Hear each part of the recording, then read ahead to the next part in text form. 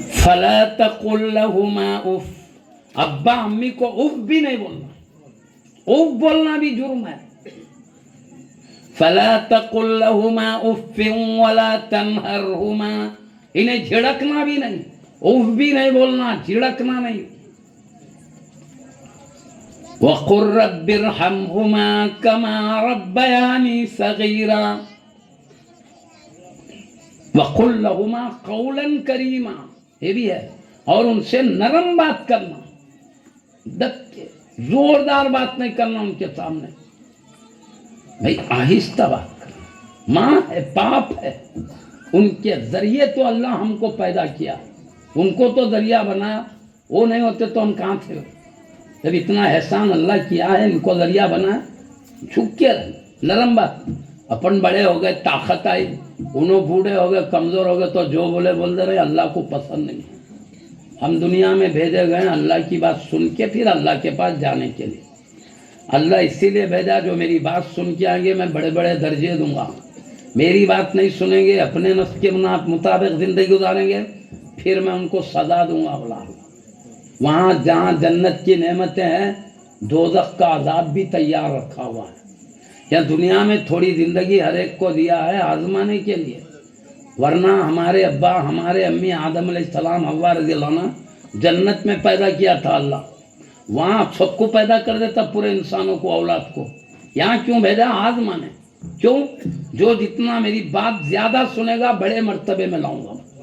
اب ہمارے ہاتھ میں یہاں آئے ہیں بڑے مقام پانے کے لیے، بڑے درجات پانے کے لیے، اللہ کو راضی کرنے کے لیے.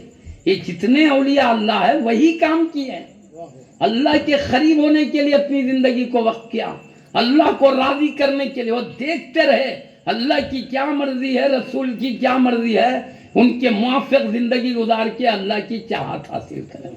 سمجھے؟ غوث پاک کیوں جا رہے ہیں بغداد کو؟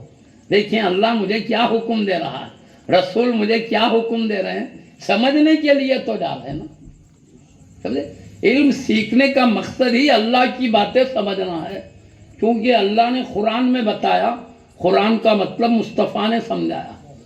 تو قرآن حدیث میں ہی ہم پیدا کیوں ہوئے، کیا کرنا ہے، یہاں نماز روزے زکوٰۃ حج کیوں بولا اللہ، حکم ہے. میں جو بول رہا ہوں کرتے کیا نہیں کرتے؟ چارہ سو جاؤ، اللہ بول رہا نماز پڑھو. نہیں، اپنی دل کی بات سن رہے ہیں، آرام چاہیے، میں رب کا حکم نہیں چاہیے.